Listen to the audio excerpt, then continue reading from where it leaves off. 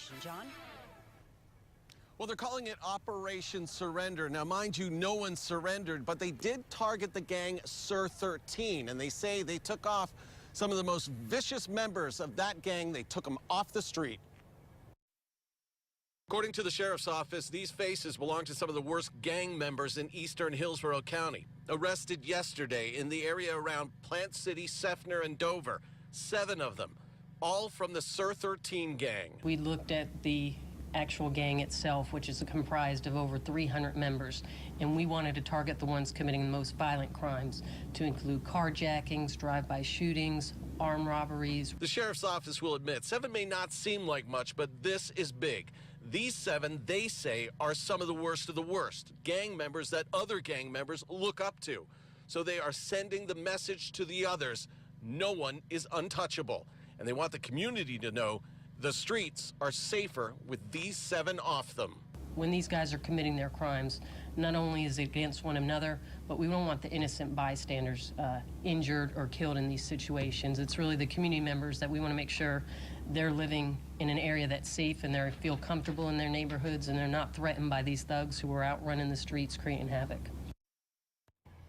Okay, so consider this. According to the sheriff's office, there are 19 known gangs in Hillsborough County with 1,800 members. So they say this isn't the first time they've done an operation like this, and this certainly is not the last time. In Tampa, John Thomas, ABC. Dangerous gang member is behind bars tonight after trying to get into this country illegally. Luis Miguel Mayabarriga is a 32-year-old Mexican national. Border agents arrested him 3 miles west of the Calexico port of entry. Mayabarriga is an active member of the Sureños 13 criminal street gang out of Santa Maria. He has an extensive criminal history and was previously deported back in 2005. Tonight in downtown Santa Barbara.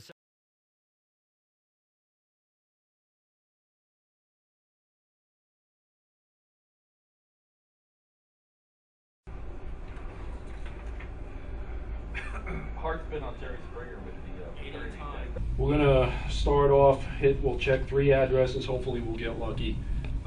They're spread out, so let's get looking at it, familiar with it, get the look at the face and everything else on this guy. The address is right here on Nancy Street. Oh, he's got 2. Possession, burglary.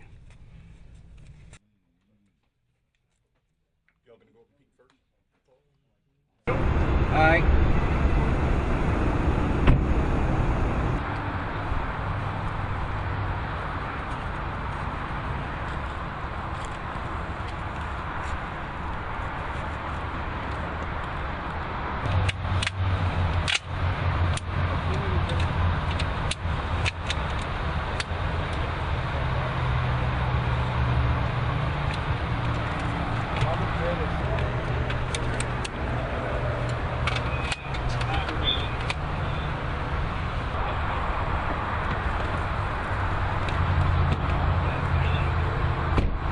I'm Officer Flores with the San Antonio Police Gang Unit. Today we're trying to identify and look for gang members of the Sureño 13s and any other gang members here in San Antonio that we also run into.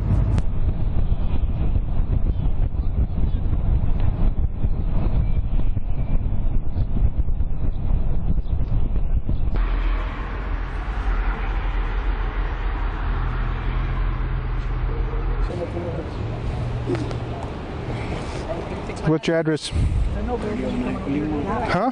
1118? 94.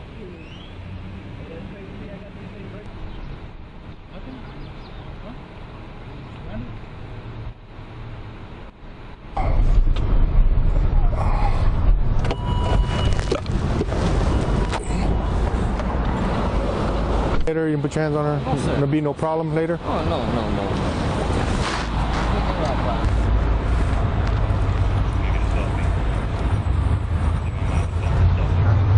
07.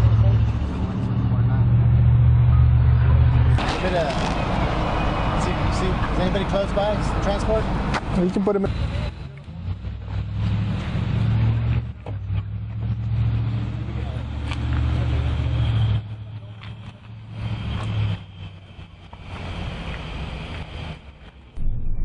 Excuse me, lady.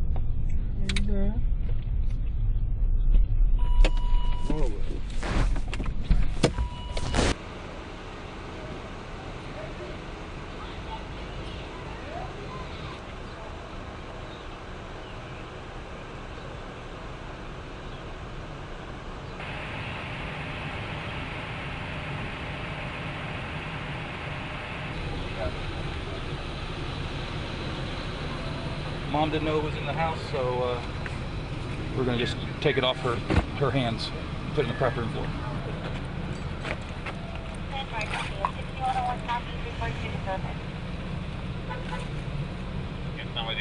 You can, there's no hurry, we can get one officer over here. Same thing from yesterday?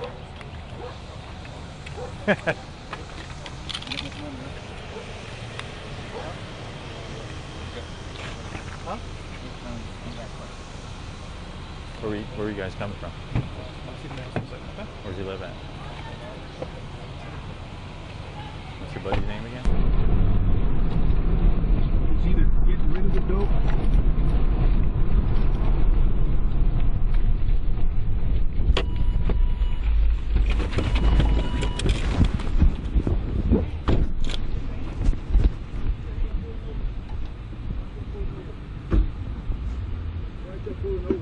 Open the door.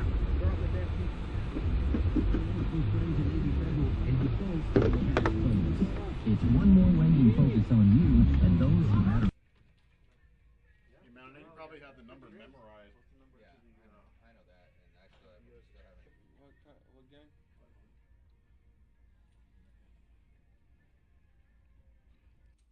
You use meth though? Nah, hell no. Nah, I don't do drugs. I don't think so. Can I put them in front too? Alright. Appreciate it.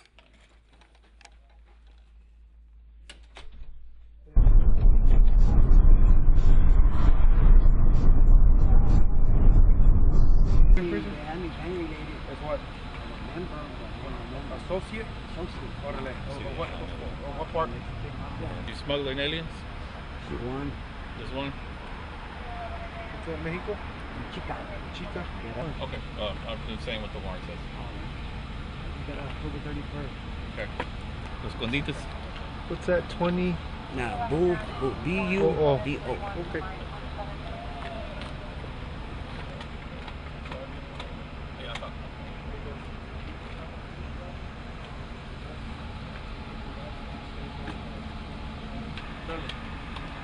Chale.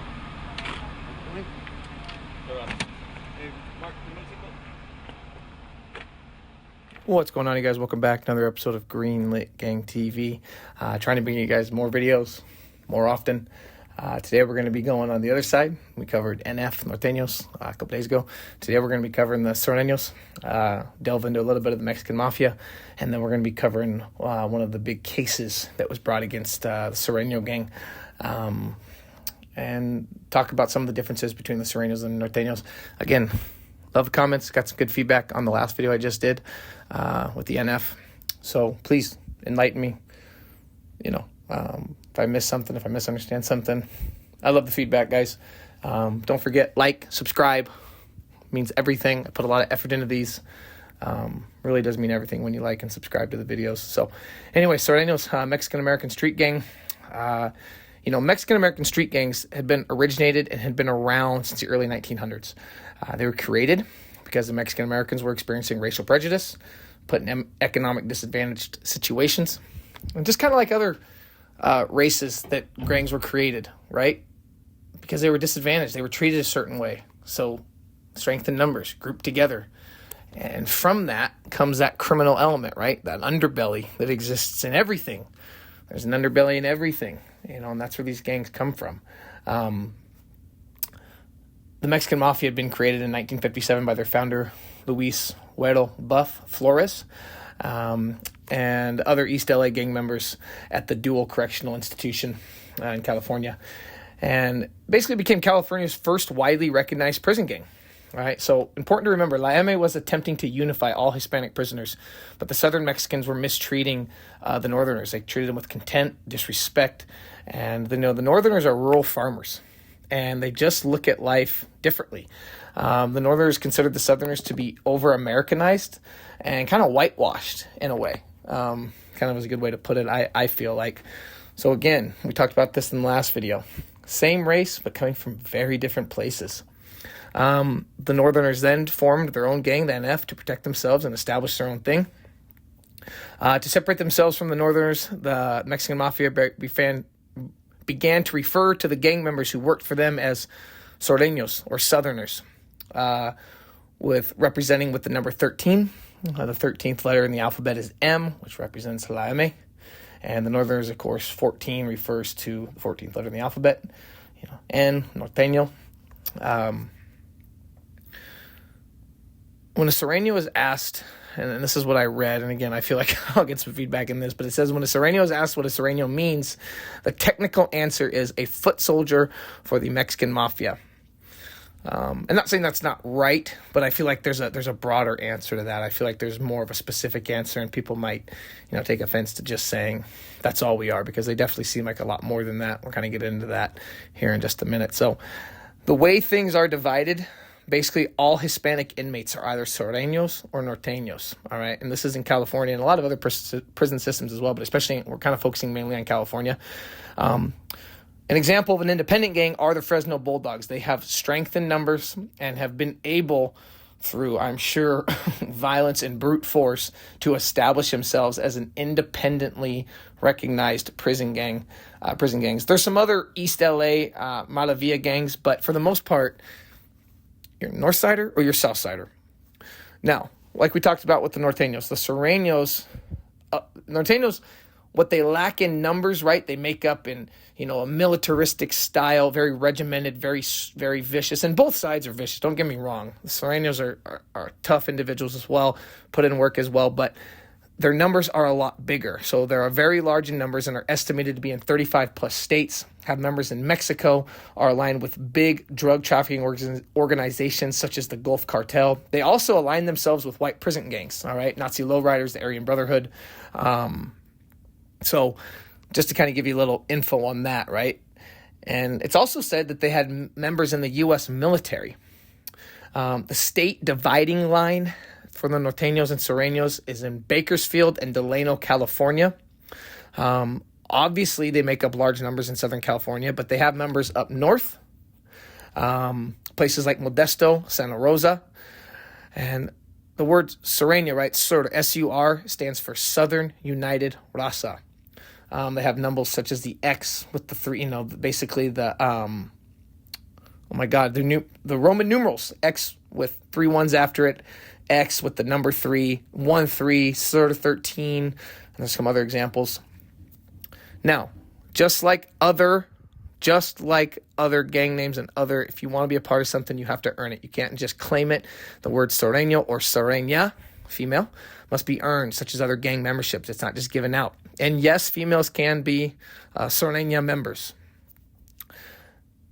You get jumped in. Now, different cliques do different things. That's one thing to understand about the Sureños. They don't have like an exact command system. They have shot callers. They have people that call the shots in prisons. But like with the Norteños, there's clear leadership. There's clear this is what controls what. With the Sureños, they're all, because the numbers are so big, they're designated into different cliques. So every clique kind of controls and governs themselves. Whereas what you saw with the Norteños in the last video, right, they had clear leaders. They were in Pelican Bay at the time. There was even a problem when those leaders got transferred because they got convicted, sent to federal prisons in Colorado. There was this huge kind of power struggle going on. Well, Sureños, they're so scattered and they're so all over the place. Each clique kind of just covers themselves. That also causes a lot of infighting. We'll get into that in a minute. And they take on other, typical gang earning activities, right? Drug trafficking, robbery, extortion. They have direct ties to La M, who La M runs everything from the prisons down, everything in the prisons onto the street level. The bosses are in prison. They call the shots. The soldiers in the street, they report back to La M. They report back to the Mexican Mafia. They are huge in numbers. Like we talked about, a lot of infighting going on between different sets and cliques because, yes, they're all Sureño, but they have different beliefs. They have different ways of doing things. But one thing to remember, when they enter the prison system, that all changes. If you have a rival Sureño clique that you are going against, and you and this guy have these huge problems on the street, but you both enter prison at the same time, you're now on the same side. They set aside their differences, and they become united as one. And like we talked about, they have, just kind of a shot caller to make decisions. Very different from how Norteños do things. all right? Like I said, the Nortenos have a strict regimented hierarchy military style, with Sureños don't have that, right? They have just more, like I said, an individual style of running things, which, in my opinion, I'm just going to say in my opinion, I would probably want the more regimented military style of running things, because I feel like you have these huge numbers, which is great, but if everyone's just doing their own thing and different cliques are just doing their own thing and there's a ton of infighting, what are you going to get accomplished? Whereas if you have smaller numbers, but you move as one, right? Have you guys ever seen the movie 300? I'm not saying Nortenos are the guys from 300, so I don't want to hear that, but I'm just saying, have you ever seen the movie 300, right? Where it's a smaller number of people, but they're fierce, they follow a leader, they know exactly what they're supposed to do at exactly the right time. They're not as scattered out, and they're able to do a lot of damage with the small numbers that they have. So just something really interesting, to kind of think about which one you prefer. And obviously, what gang you're a part of, sometimes you can't choose. Sometimes if you're born into a certain set or a certain neighborhood or a certain family, that's what you're going to become. I have friends that, were born into a certain lifestyle, and they were taught that lifestyle from a young age. Whether you believe that's right or wrong, that's what they were taught. That's what they're indoctrinated to. So, what you and I may view as wrong, or, you shouldn't be teaching your kids this, or you shouldn't accept this in your household, to other people is totally normal and totally accepted and 100% allowed. So it's just something to kind of think about. And it just shows, again, we're all so different. We all live, if you just want to say you live in America, we all live in whatever country you're from, right? But we all have such different backgrounds. And you see it here even, right? These Hispanics in the early goings in the prison system were trying to unite, but even then the differences, were so clear that they split, they separated, became violent, people were murdered, and people were taken out, lives were taken, and it just goes to show you, how a couple different changes, people get that hate in their heart, man. People hate sometimes for no reasons. Some of these beefs I believe are real, but some of these beliefs I believe are silly. So we're going to talk about kind of a big case that happened back in 2014, HSI, Homeland Security Investigations. They had a operation, and that was called, Project Southbound. So HSI, Homeland Security Investigations, along with 150 other state, federal, and local law enforcement agencies worked together to apprehend individuals from different cliques and different sets, majority of which gave a percentage, 73% were part of the Sureno gang. A total of 638 gang members, 119 associates who also had, and you got to remember, a lot of these guys had violent warrants out, okay, dealing with ICE, immigration. They were some of the worst of the worst. They were targeted for a reason. A total of 7,507 arrests were made. It said the operation only took like a month to put together, which is nuts to me. But yeah, so basically from March to April, they put all this together. And I have a feeling because of it's at 150 some agencies. So everybody's coordinating, and at the same time, everybody's going, I'm sure, within the same few days or same week. And they know their targets. They know who they're hitting, put a lot of intel together, put a lot of information together, and you're able to do a lot of damage by cleaning up the streets. So 757 arrests were made and involved 179 cities. Like I said, ICE, immigration services were also involved dealing with immigration issues, because you had people that had been deported, had come back, were committing crimes, maybe didn't have papers, were considered illegal to the country. I'm not going to get into that. To be honest, I don't care about any of the illegal immigration stuff. I mean, there's pros and cons. I don't say I don't care, but I just don't want to get into it. If you guys would like to talk about it, please comment below. I'd love to respond. But Project Southbound was the largest ICE operation as well. It was basically the largest operation in general to target Sureños. All right, 54 firearms, 13 pounds of methamphetamine, 82 pounds of pot, 3 pounds of cocaine, and 1.5 pounds of heroin. 10 vehicles, $200,000 in cash. You had MS-13 members getting picked up, high-level street gang members as well. These are the big dogs out on the street, right? These are guys that come out of prison that basically given management positions to run things. All right, when they get out of prison, they have their marching orders. They know what they're going to do. They know how they're going to do it. They know who they're going to do it with. They know who's under them, and it's on and cracking. So, like I said, this happened about 10 years ago. And it was said at the time, and I'm sure now, again, this is 10 years ago, it was said at the time the Sureno gang was the fastest growing gang, national gang in the country. And in LA, Sureños made up the largest street gang. And basically it talks about how it is a full-time job, the federal and state level, to keep them out of business. And you can go on and do research. There's all kinds of ongoing cases. Where I happen to live, Hispanic street gangs are prevalent in my community. So I definitely see that. I see both sides of it. I know people on both sides of it. I have friends on both sides of it. It's just really interesting. So I just like this stuff. To me is very interesting. I love reading about it. I love researching about it. I've watching videos on it. And then I love talking about it and bringing it to you guys. So again, you guys, thank you so much for checking out the video. Hope to get a new one here to you very shortly. Have a great night.